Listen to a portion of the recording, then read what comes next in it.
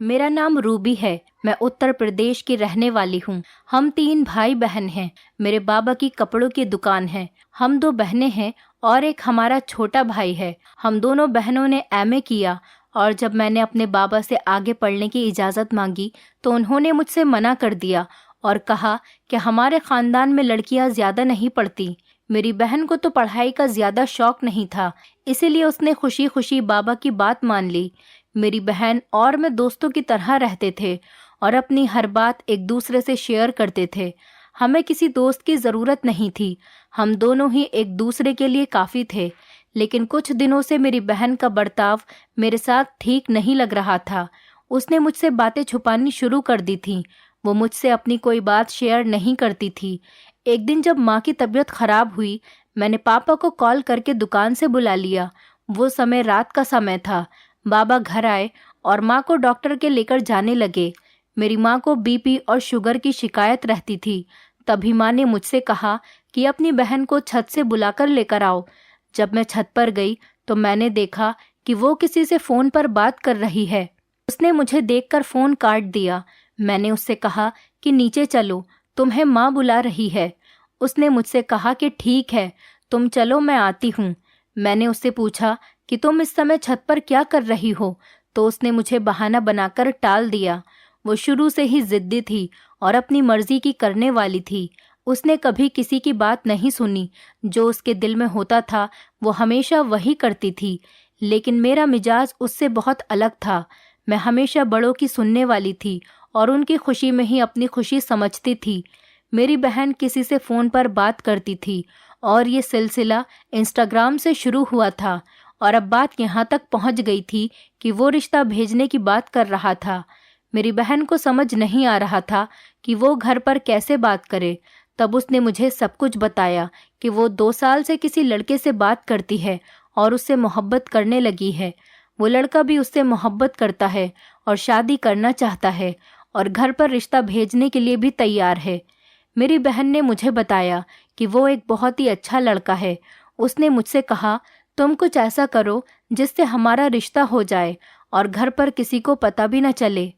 तब मैंने उससे कहा कि तुम सीरियस तो हो ना, क्योंकि तुम तो कहती थी कि मोहब्बत फिजूल होती है, कोई किसी से मोहब्बत नहीं करता, सब टाइम पास करते हैं, और आज तुम खुद ऐसी बातें कर रही हो। मुझे यकीन नहीं आ रहा। तब उसने मुझसे गुस्से में कहा, तुम मेरी मदद करोगी या नहीं? मैंने भी उससे हंसकर कह दिया, हाँ बाबा, मैं तुम्हारी मदद ज़रूर करूँगी। फिर अगले दिन मैंने अपनी माँ को बताया कि मेरी दोस्त की एक आंटी हैं जो अपने बेटे के लिए रिश्ता देख रही हैं। अगर आप कहें तो मैं सबा के लिए उनसे बात करूं। माँ ने कहा, ठीक है, वैसे भी हमें सबा के लिए रिश्ता तो देखना ही है, तुम उनसे बात कर लो। सबा ये सुनकर बहुत खुश हुई। कुछ दिन बाद अयान हमारे घर रिश्ता लेकर आ गया। वो अपनी माँ और अपनी बहन के साथ आया था। देखने में बहुत हैंडसम था और खाते पीते घर का लग रहा था। माँ बाबा को तो रिश्ता पसंद आ गया, लेकिन बाबा ने कहा कि एक बार हम उनके घर जाकर उनका घर और कारोबार भी देखकर आ जाएं। ये लोग सच तो बोल रहे हैं ना, क्योंकि आजकल बहुत फ्रॉड चल रहा है। और एक बात जो किसी को अच्छी नहीं लगी वो ये कि सारी की सारी बातों का जवाब अयान की माँ ही दे रही थी। बाबा कुछ भी पूछ रहे थे तो उसका जवाब अयान की माँ ही देती। बाबा ने तो कह दिया था, मुझे ऐसा लगता है कि इनके घर में औरतों की चलती है, और जिस घर में औरतों की चलती है उस घर के फैसले मजबूत नहीं होते। मैंने बाबा से कहा कि आप वहां जाकर अच्छे से देखभाल कर लें, उसके बाद ही कोई फैसला करना। मैं भी सोच रही थी कि सबा ने इतने अच्छे अच्छे रिश्तों को ठुकराकर ऐसा इस लड़के में क्या देखा जो इससे शादी करने के लिए तैयार हो गई। लगता है सबा पर भी मोहब्बत का भूत सवार हो गया था। सबा बहुत जिद्दी थी, इसीलिए मुझे उसकी फिक्र लगी रहती थी। 1 हफ्ते के बाद हम अयान के घर चले गए। अयान के घर वालों ने हमारा बहुत अच्छा वेलकम किया। अयान 3 भाई और एक बहन थे। अयान की बहन के पति का देहांत हो चुका था। वो अपने बच्चों के साथ अपने मायके में ही रहती थी। अयान का घर देखने में ठीक ठाक ही था और उसके घर वाले भी बहुत अच्छे थे। उसकी बहन की आदत कुछ अजीब सी लगी थी। अयान ने हमें अपना पूरा घर दिखाया। फिर वो हमें एक कमरे में ले गया और कहने लगा कि चलो मैं आपको अपने चाचू से मिलाता हूँ। जब हम कमरे में गए तो वहाँ एक आदमी अंधेरे में बैठा हुआ था। अयान ने कमरे की लाइट ऑन की और हमें अपने चाचू से मिलवाया। वो देखने में बहुत हैंडसम और स्मार्ट थे। अयान ने हमें बताया कि ये सब कारोबार जो कुछ भी है इन्हीं की देन है, घर भी इनका ही है और इन्होंने हमारी वजह से आज तक शादी नहीं की, क्योंकि चाचू का कहना है अगर वो शादी कर लेते तो पता नहीं उनकी बीवी कैसी आती, वो हमें समझती या नहीं। चाचू को हमारी बहुत फिक्र रहती है। मैंने उनसे हेलो किया और माँ ने उनसे बातचीत करनी शुरू कर दी। वो देखने में अयान की उम्र के ही लग रहे थे। उन्होंने अपने आप को बहुत अच्छे से मेंटेन कर रखा था। लग ही नहीं रहा था कि वो अयान के चाचू हैं। अयान के भाई लग रहे थे। मैं उनसे बहुत इम्प्रेस हुई थी। फिर हम नीचे आ गए और सबसे बातें करने लगे। माँ ने मुझसे कहा, अयान के चाचा तो बहुत अच्छे हैं, मुझे तो ये बहुत भले लोग लगे। मेरी माँ जिसे भी मिलती थी बहुत प्यार और मोहब्बत से मिलती थी। उन्हें तो किसी में कोई ऐब या कोई खामी नज़र ही नहीं आती थी। दुनिया को अपनी तरह मोहब्बत करने वाला समझती थी। वो जानती ही नहीं थी कि दुनिया में कितने बुरे लोग भी होते हैं। वो तो सिर्फ मोहब्बत करना ही जानती थी और यही उन्होंने मुझे भी सिखाया था कि बिना किसी लालच के लोगों से मोहब्बत करो तो बदले में तुम्हें भी मोहब्बत ही मिलेगी। जब हम घर पर वापस आए सबने यही कहा कि रिश्ता बहुत अच्छा है, हमें बात आगे बढ़ानी चाहिए। सबा भी ये सुनकर बहुत खुश हुई। बाबा ने 2 हफ्ते बाद की मंगनी तय कर दी। हम लोग मंगनी की तैयारियों में बिजी हो गए। सारी तैयारियां मैंने अपने हाथों से की और आखिर देखते ही देखते वो दिन भी आ गया जिसका सबा को बेसब्री से इंतज़ार था। लेकिन मंगनी वाले दिन वो हुआ जो कोई सोच भी नहीं सकता था। अयान के घर वालों ने उसके चाचू के लिए मेरा रिश्ता मांग लिया। उनकी ये बात सुनकर मेरे घर वालों को बहुत हैरत हुई। बाबा ने साफ मना कर दिया कि हमारी बेटी बहुत छोटी है और तुम्हारे चाचू की उम्र बहुत है, उनमें और मेरी बेटी का कोई मेल नहीं बैठता, इसलिए हम ये रिश्ता नहीं करेंगे। लेकिन वो लोग तो जिद पर अड़ गए और कहने लगे, अगर आपने रूबी का रिश्ता इसके चाचू रेहान के साथ नहीं किया तो हम सबा का रिश्ता भी तोड़ देंगे। मेरे बाबा ने कहा, ये आप कैसी बातें कर रहे हैं, हमारे बीच में तो ऐसा कुछ भी तय नहीं हुआ था। मेरी बेटी के साथ ऐसा कैसे कर सकते हैं? घर में सब मेहमान हैं, वो क्या सोचेंगे कि मंगनी वाले दिन लड़की का रिश्ता टूट गया। मेरी कितनी बेइज्जती होगी। अयान के घर वालों ने कहा कि सोच लीजिए, अगर आप रूबी का रिश्ता करते हैं तभी हम अयान का रिश्ता यहाँ करेंगे। तब मेरी माँ ने कहा, रेहान की सिर्फ उम्र ही ज़्यादा है, बाकी मुझे उसमें कोई ख़राबी नज़र नहीं आती। आप रूबी का रिश्ता उसके साथ कर दीजिए, हमारी दूसरी बेटी का रिश्ता भी बच जाएगा। बाबा ने कुछ देर सोचा और फिर कहा कि एक शर्त पर ही रिश्ता करूँगा। मेरी बेटियों के नाम आप अपनी कुछ प्रॉपर्टी लिखेंगे, क्योंकि ये लोग अभी से अपने रंग दिखा रहे थे। पता नहीं बाद में मेरी बेटियों के साथ क्या सलूक करें। उस पर भी अयान के घर वाले नहीं माने और उन्होंने कहा कि हम आपकी कोई शर्त नहीं मानेंगे, और वो लोग वहाँ से चले गए। बाद में पता चला कि रेहान पहले से ही शादीशुदा था और उसकी भाभी यानी कि अयान की माँ ने उसकी बीवी को उसके साथ रहने नहीं दिया। दोनों की डाइवोर्स हो गई। बाबा ने कहा कि अच्छा ही हुआ हमने उस घर में अपनी दोनों बेटियों का रिश्ता नहीं किया, वरना हमारी दोनों बेटियों की जिंदगी बर्बाद हो जाती। लेकिन सबा तो अयान के प्यार में पागल हो चुकी थी। उसे अपने से ज्यादा अयान की बातों पर भरोसा था। वो अब घर में सबसे अलग अलग रहती थी और किसी से ज्यादा बात भी नहीं करती थी। वो देखने में बहुत खूबसूरत थी, इसीलिए उसके पास रिश्तों की कमी नहीं थी। अभी भी उसके बहुत ज्यादा रिश्ते आ रहे थे, लेकिन वो हर रिश्ते को मना कर देती थी, लड़का चाहे कितना भी खूबसूरत और अमीर क्यों ना हो। बाबा को यही फिक्र सताती रहती थी कि पता नहीं उसकी शादी कब होगी, और उसकी शादी के बाद उन्हें मेरी भी शादी की भी फिक्र थी। बाबा सोचते थे कि कहीं सबा के चक्कर में मेरी उम्र ना हो जाए। एक दिन सबा के लिए एक रिश्ता आया। वो लड़का देखने में कुछ खास नहीं लग रहा था, उसका रंग भी बहुत दबा हुआ था, लेकिन सबा ने उसके लिए हाँ कर दी। ये देखकर मुझे बहुत हैरत हुई। सबा ने आखिर ऐसा क्यों किया? मैंने सबा से पूछा कि तुमने एक ऐसे लड़के को हाँ क्यों कर दी जो तुम्हारे काबिल नहीं है? तो सबा ने कहा कि मेरी मर्जी, मैं जिससे चाहे शादी करूं। घर वाले भी सबा की जिद के आगे कुछ न कर सके। उन्हें मेरी भी फिक्र थी, क्योंकि सबा की शादी होती तभी बाबा मेरी शादी करते। 1 हफ्ते के बाद सबा की शादी हो गई। जब मैंने शादी वाले दिन उस लड़के को देखा, वो मुझे कुछ जाना पहचाना सा लगा। मुझे समझ नहीं आ रहा था कि मैंने उसे कहाँ पर देखा है। वो देखने में बहुत काला और अजीब सा लग रहा था। ऐसा लग रहा था जैसे उसके चेहरे पर किसी ने कुछ लगा दिया हो। खैर, सबा अपनी शादी से बहुत खुश थी। माँ और बाबा भी खुश थे कि चलो सबा ने किसी लड़के को तो पसंद करा, अब वो मेरी शादी भी आराम से कर सकते थे। सबा विदा होकर अपने ससुराल चली गई। कुछ दिन बाद जब वो हमारे घर आई, तब पता चला कि उसने तो अयान से ही शादी की है। ये देखकर सबके पैरों तले जमीन निकल गई। तब मुझे पता चला कि ये लड़का मुझे जाना पहचाना क्यों लग रहा था। ये तो अयान ही था। उस दिन वो अपना हुलिया बदल कर आया था। बाबा ने सबा से पूछा कि उसने ऐसा क्यों किया, उसने अपने ही परिवार वालों को इतना बड़ा धोखा क्यों दिया। तो सबा ने कहा कि वो अयान से बहुत प्यार करती थी और अयान भी उसके बिना नहीं रह सकता था, इसीलिए उन दोनों ने मिलकर ये प्लान बनाया। बाबा ने उसी समय उससे सारे रिश्ते तोड़ दिए और उसे अपने घर से निकाल दिया। कुछ दिनों में फिर से अयान के चाचू रेहान का रिश्ता मेरे लिए आया। उन लोगों ने हमें धमकी दी कि अगर हमने उनकी बात नहीं मानी तो वो सबा को अपने घर से निकाल देंगे।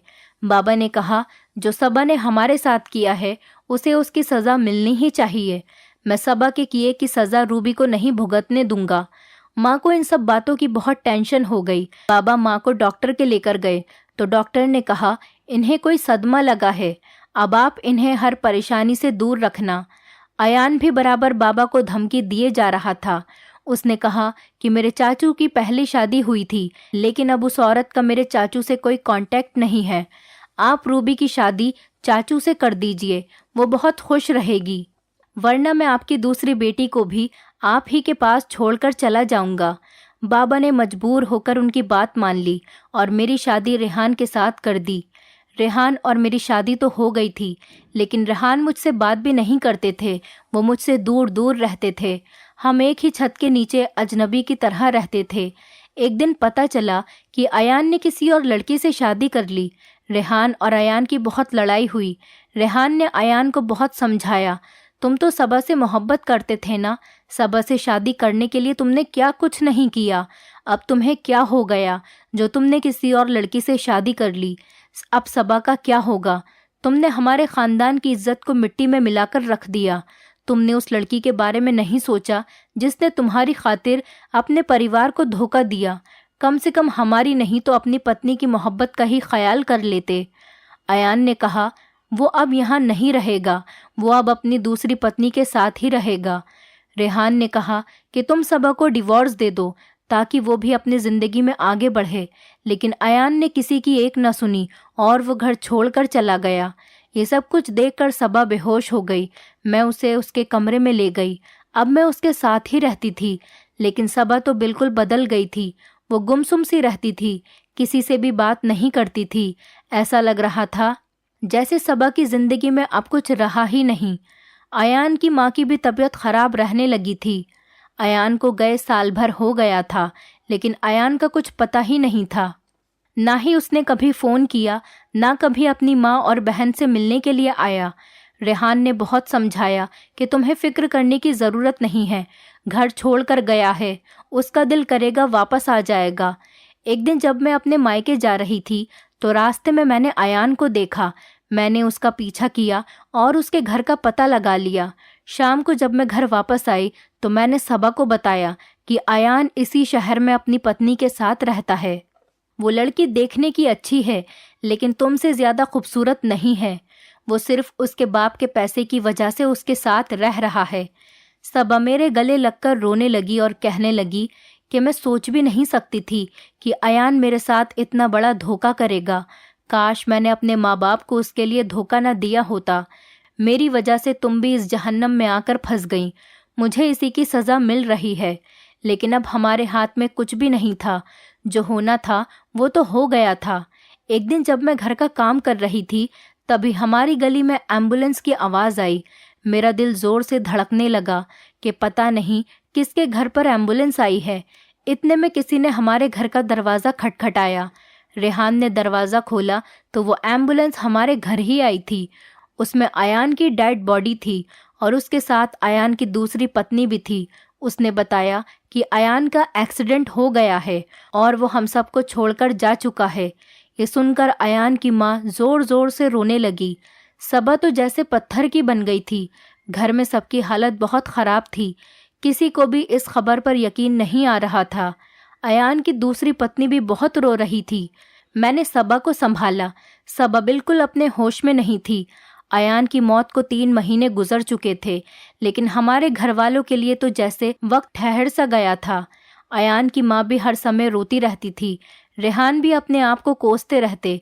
वो कहते कि काश उन्होंने उस दिन अयान को रोक लिया होता तो शायद उसका एक्सीडेंट न होता और वो आज हमारे साथ होता। अयान की दूसरी पत्नी भी अभी तक सदमे में थी। वो अब हमारे घर पर ही रहती थी। सब उससे बहुत नफरत करते थे और सारा दिन उसे भला बुरा कहते रहते। वो सारा दिन पूरे घर वालों के ताने सुनती, लेकिन किसी को कोई जवाब नहीं देती थी। सबा भी सारा सारा दिन अपने कमरे में बंद रहती थी। सबा कहती कि इन सब में सबसे बड़ा नुकसान तो मेरा हुआ है। मैंने अपने पति को खो दिया। अयान की दूसरी पत्नी माँ बनने वाली थी। जब ये बात अयान की माँ को पता चली तो अयान की माँ और बहन ने उसकी दूसरी पत्नी का बहुत ख्याल रखना शुरू कर दिया।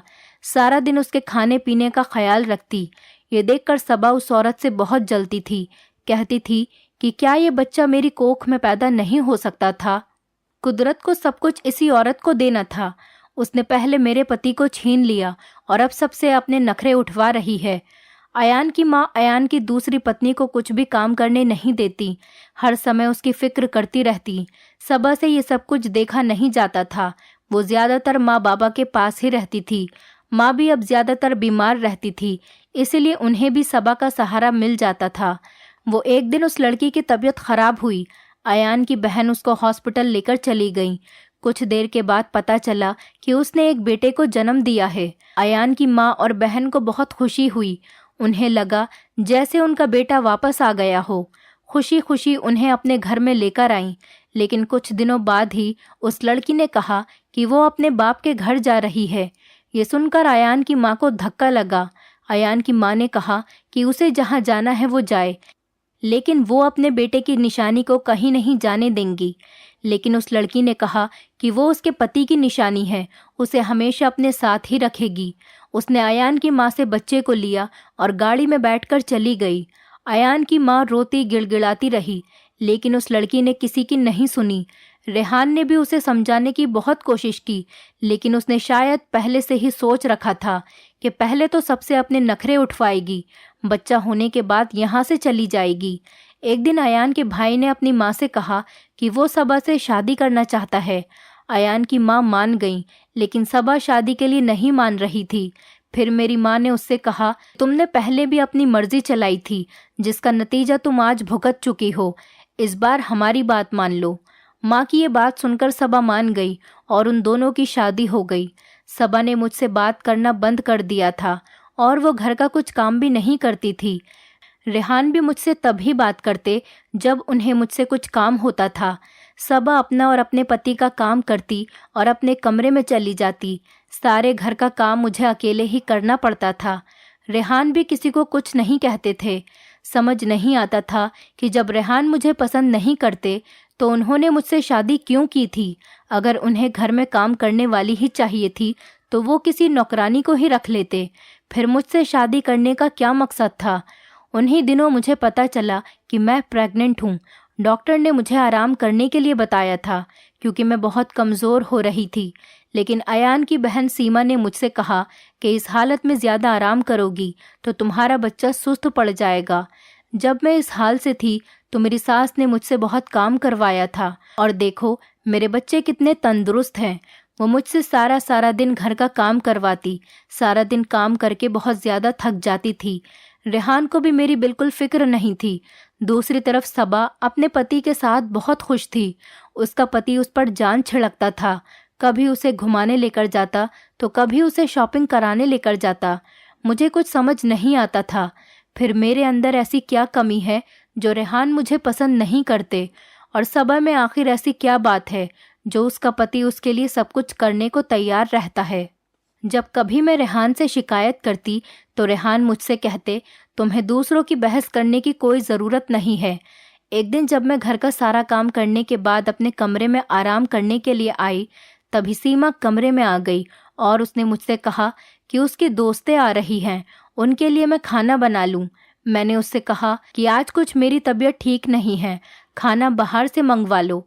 तभी उसने रेहान को कॉल करके मेरी शिकायत कर दी। रेहान ने मुझे फ़ोन किया और फ़ोन पर बहुत बातें सुनाई। कहा कि अगर मैंने घर में किसी की बात नहीं मानी तो वो मुझे इस घर से निकाल देगा।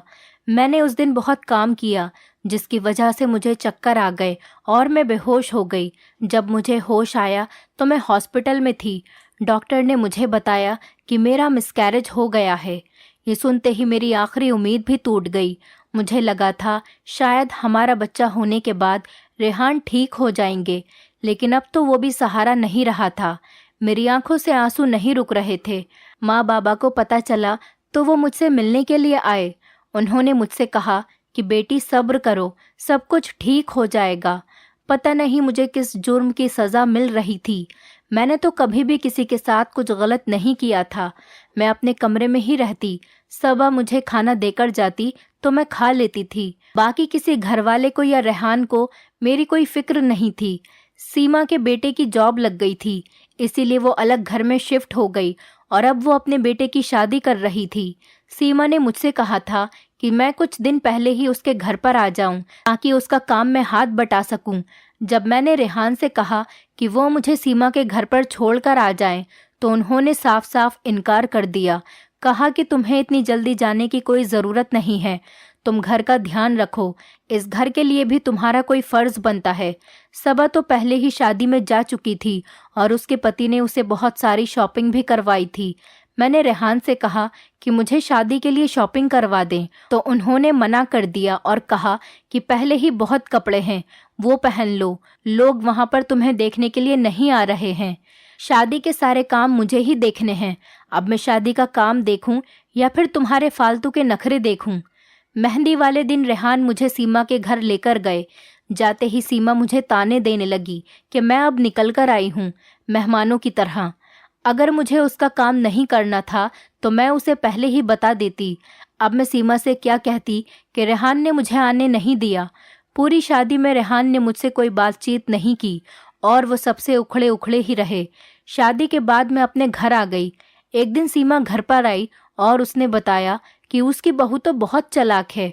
वो अपने आगे किसी की चलने ही नहीं देती, घर के किसी काम को हाथ नहीं लगाती। सब काम के लिए उसने नौकर रख लिए हैं। अगर मैं उससे कुछ कहती हूँ तो लौटकर वो मुझे जवाब देती है। अब तो वो ये कह रही है कि उसे मेरे साथ नहीं रहना, वो अलग घर में रहेगी। सीमा बताते हुए बहुत रो रही थी और कह रही थी, ऐसा लगता है मुझे किसी की बद्दुआ लग गई है। मैं सोच रही थी कि पता नहीं मुझे किसकी बद्दुआ लगी है जो मैं इस जहन्नम में आ गई और जिसकी वजह से मैं ये सब कुछ भुगत रही हूँ। उसे भी मेरी बिल्कुल फिक्र नहीं है। वो तो अपनी जिंदगी में अपने पति के साथ खुशी से रह रही है। दिन रेहान ने आकर अपनी भाभी को बताया कि उनके बेटे घर में बंटवारा करना चाहते हैं। रेहान की भाभी ने कहा कि ठीक है, जो जैसा चाहता है वैसा ही करें। ये सुनकर रेहान अपनी भाभी को हैरानी से देखने लगा। उसे अपनी भाभी से इस जवाब की उम्मीद नहीं थी। वो सोच रहा था कि उसकी भाभी इस घर में बंटवारा होने नहीं देगी। रेहान ने अपनी पूरी जिंदगी अपनी भाभी और उसके बच्चों के लिए ही जी थी। फिर अगले दिन घर में दीवार हो गई। जब कुछ दिन बाद रेहान की दोस्त की बीवी मेरे घर पर आई, तब वो मुझसे पूछने लगी कि मैं रेहान के साथ खुश तो हूँ। मैंने उसे कोई जवाब नहीं दिया। उसने मुझे बताया कि रेहान अपनी पहली बीवी से बहुत मोहब्बत करता था और उनकी लव मैरिज हुई थी, लेकिन रेहान की भाभी इस शादी से खुश नहीं थी। वो नहीं चाहती थी कि रेहान अपनी मर्जी से शादी करे। वो अपनी मर्जी की लड़की लाना चाहती थी ताकि वो जैसा चाहे वैसा उसको रखे। रेहान को हमेशा अपनी मुट्ठी में रखना चाहती थी क्योंकि रेहान के पास बहुत ज़्यादा ज़मीन जायदाद थी। रेहान अपनी मर्जी से शादी करता तो उनके हिस्से में कुछ नहीं आता, लेकिन रेहान ने अपनी मर्जी से ही शादी की। शादी के बाद दोनों बहुत खुश थे। दोनों खूब घूमने फिरने जाया करते थे। ये बात रेहान की भाभी को हजम नहीं होती थी। और वो कुछ ना कुछ ऐसा करती कि दोनों के बीच में लड़ाई हो जाए। दोनों की छोटी मोटी लड़ाई होती, लेकिन फिर वो ठीक हो जाते थे। एक दिन रेहान काम से बाहर गया हुआ था। उसकी पत्नी घर पर अकेली थी। तभी रेहान की भाभी ने अपने कजिन को अपने घर पर बुला लिया और खुद पड़ोस में जाकर बैठ गईं। बाहर से दरवाज़ा बंद कर दिया। फिर उसने रेहान को फ़ोन करके बुलाया।